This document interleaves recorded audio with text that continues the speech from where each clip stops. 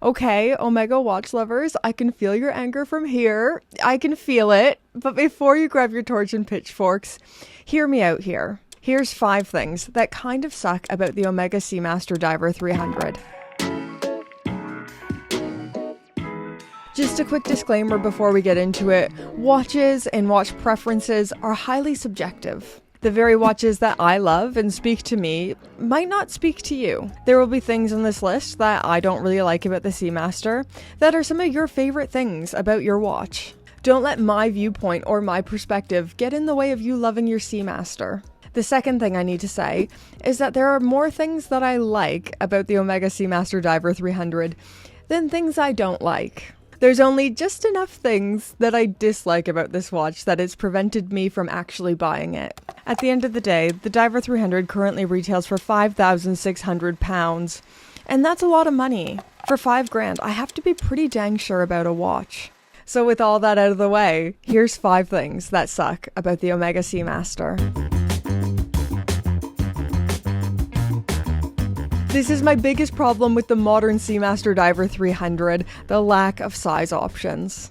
This is a pretty big watch, with a case size of 42mm, a lug-to-lug of 49.7mm, nearly 50mm, and a thickness of 13.5mm. But this hasn't always been the case. The Seamaster's larger sizing is a relatively new thing. Prior to 2018, the Diver 300 had a 41mm case size and was available in a mid-size 36.5mm variation as well. But it was at Baselworld 2018 that the manufacturer gave the Seamaster a modern update, adding in a ceramic bezel, discontinuing the mid-size variation, and the enlarged case size of 42mm. I think this made sense at the time. This was when everything in the watch world was getting bigger, and the trends at the time were towards larger watches. But we're now at a time where things are moving smaller again. This year at Watches and Wonders, Tudor introduced the Black Bay 54, a 37mm stainless steel diver, to a lot of fanfare. I love the neo-vintage mid-size Seamasters, and I wonder if the success of the Black Bay 54 is making Omega reconsider relaunching the mid-size variation. I think it would be a hit. Okay, I think we all knew this was going to show up somewhere on the list, the ever-divisive helium escape valve.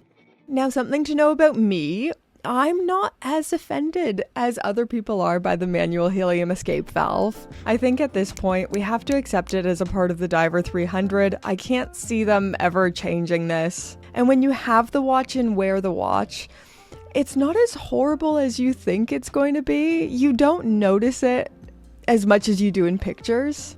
My big fault is the size and the shape of the modern helium escape valve. Is this really how I'm going to spend my day? Is this really what you're going to do, Brittany? Complain about different sizes and tiny variations in helium escape valves.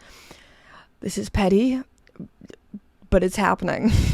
Hear me out here. If you watch my channel, you know I'm a massive fan of the reference 225450 Seamaster. For me, this corrects everything that I don't like about the modern Seamaster, and this watch is going to come up a lot in this video, so just buckle in. But one of the first things I noticed about this watch was the size and shape difference of the helium escape valve. I'm going to throw up some video right now of the modern and neo-vintage models. If you look at the older model, it's a much smaller helium escape valve.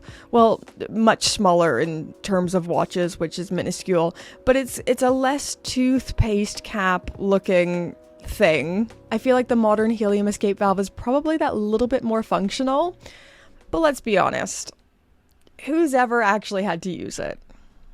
Look into my eyes. Have you ever had to use it? I know my comment section is going to be full of actual divers.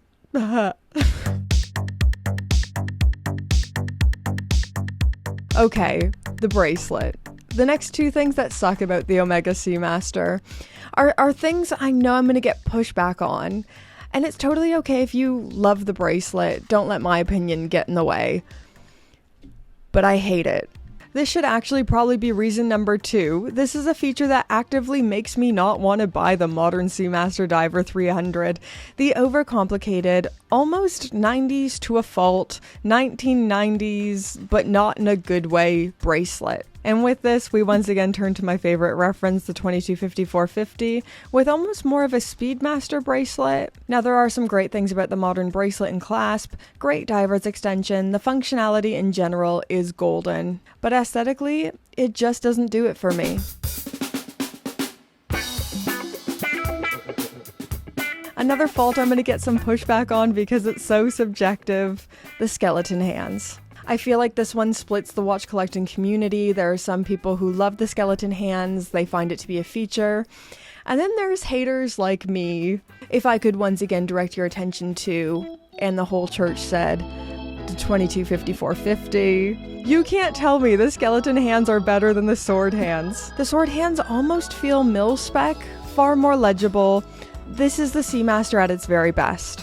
I can already feel the disagreements coming in the comment section. It's completely okay if you prefer skeletonized hands. Let's just disagree well. It's only watch hands. I feel like this video has once again become another plea for Omega to revert back to the 2250-450. I just think it's such a gem. Imagine if they adopted the 2250-450 design language with modern specifications and offered it again at a mid-size.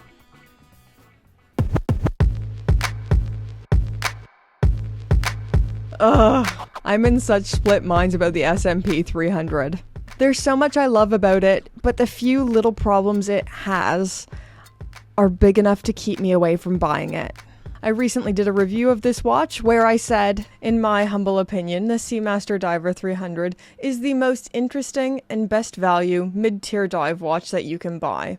And I really mean that. I'm not being hyperbolic. And I really do mean it. The design of this watch is unlike any other, and it all feels so meaningful and intentional. The lyre lugs that flow into the scalloped bezel and the wave dial motif, it almost feels fluid. The movement is fantastic with the caliber 8800 coaxial escapement.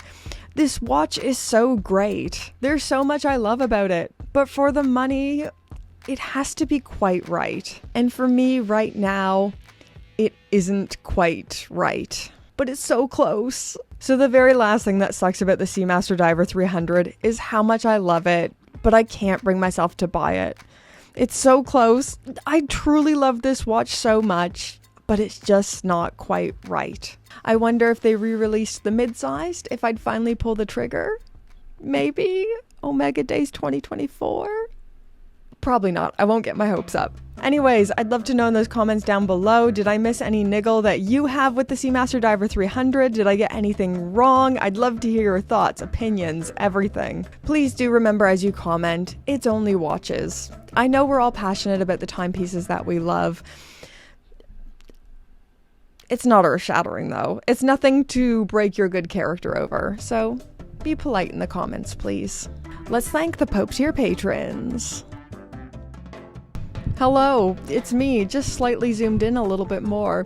Amazing Pope tier patron Don H expressed his distaste towards my interpretive dancing. My dancing does usually have that effect on men.